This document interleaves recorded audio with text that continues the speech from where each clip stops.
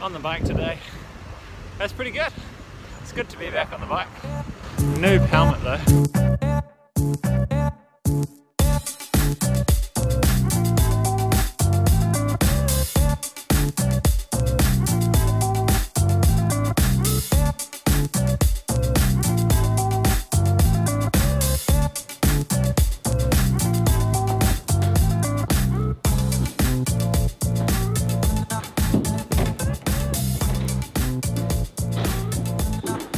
Today's topic, things I learnt being an engineer for 5 years. So given that I've now changed industry from engineering to software development, I thought it'd be a cool time to just reflect on some of the things I learnt, big lessons, things that were different to what I expected coming out of uni, being a civil engineer. And for a little background, the civil engineering that I'm talking about, that's roads, subdivisions, pipes, bridges. We didn't really do bridges. Flood reports, stormwater, wastewater, water supply. Basically everything to get the land looking good before someone comes along and stuffs it up and puts a building on there. That's the kind of engineer that I was. Oh yeah, these tips are going to be more about the principles that I learned rather than the specifics. Because as cool as it is to say, a driveway transition should be no greater than 12.5% to avoid the car from bottoming out. As cool as those little tidbits are, and there is a lot of them, I think the more important lessons that can be applied outside of this are the generic things. But I mean, if you want me to list just 100 random facts that have, yeah, I could do that, but that's for another day. So the first lesson, a little bit cheesy, but it's all about teamwork. Any construction project, any engineering project has sometimes hundreds of people, and so you're only as good as your team. And I think that's a real valuable lesson no matter what industry you're in. The next lesson is that it's actually way more about writing reports than maths or science. Sometimes you can write reports, it feels like half the time, sometimes 100% of the time. So one of the most common things I hear from people is like, man, I can't be an engineer because I'm not good at maths. Turns out if you're good at English, that's a huge skill in engineering because it's actually often about your communication of your idea rather than being like a human calculator. It's a thing that I learnt. Myth busted. Engineers don't do maths. Jokes, they do. And the next lesson is to focus, young Padawan. Most common feedback I got in engineering was to stop multitasking and start doing one thing right and one thing well. And I think that that's a great lesson in today's society where everything's all about doing 100 things at once. Turns out engineering forces you to slow right down to do it right. This view's pretty cool, eh? Our office is sort of over, it's over in there. Just walked up this big hill.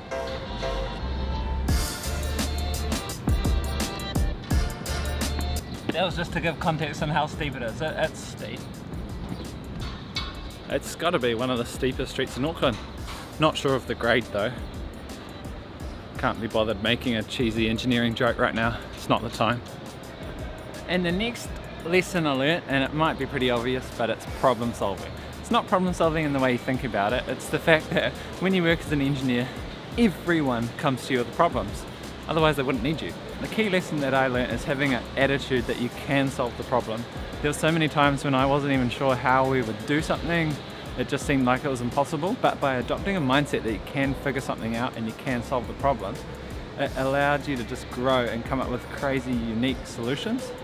And so whether that's a huge project that is beyond you or whatever it is, it's just saying, hey, I can do this. I'm a problem solver. In some way I'll find it out. And if I don't know, I'll find the person that does. Whew. It's a steep street, eh? And the next lesson is about deets, aka the details.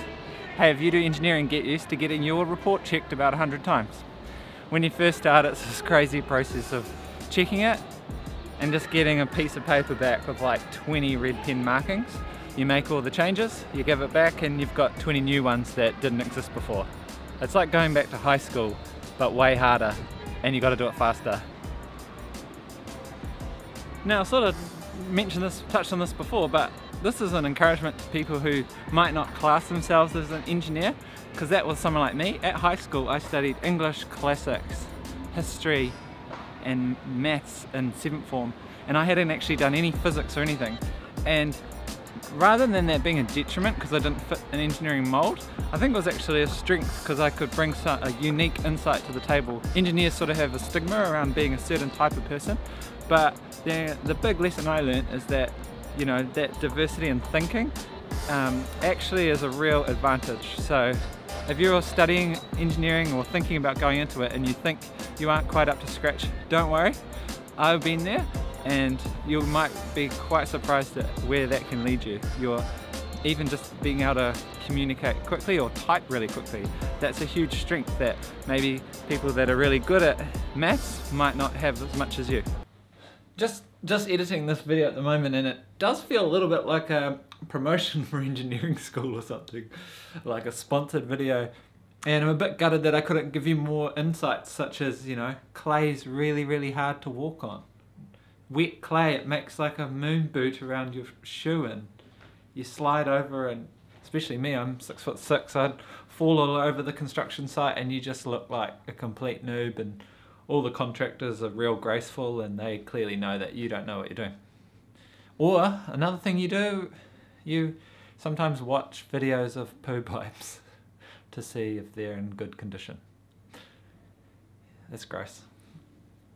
Back to the promotional engineering video. And one of the last lessons that I learned was about how there isn't actually one right answer.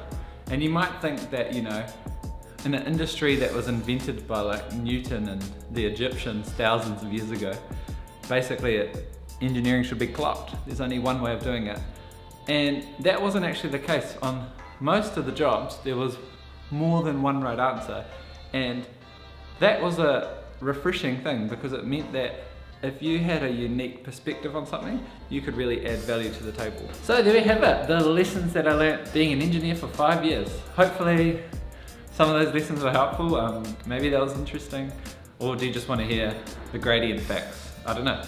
I'm already seeing that in my new role, these principles I've learnt I've correlated over, even though it's a completely different thing.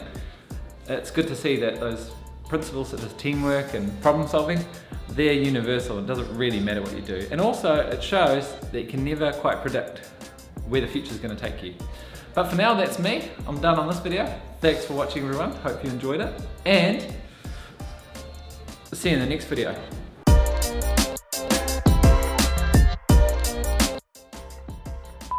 Moving from being an engineer to a software development, I thought it would be a cool time to just reflect on some of the lessons in... I thought it'd be a cool time to reflect on some of the lessons that I learnt being an engineer. I thought it'd be a cool time to reflect. I thought it would be a cool time. Oh my gosh.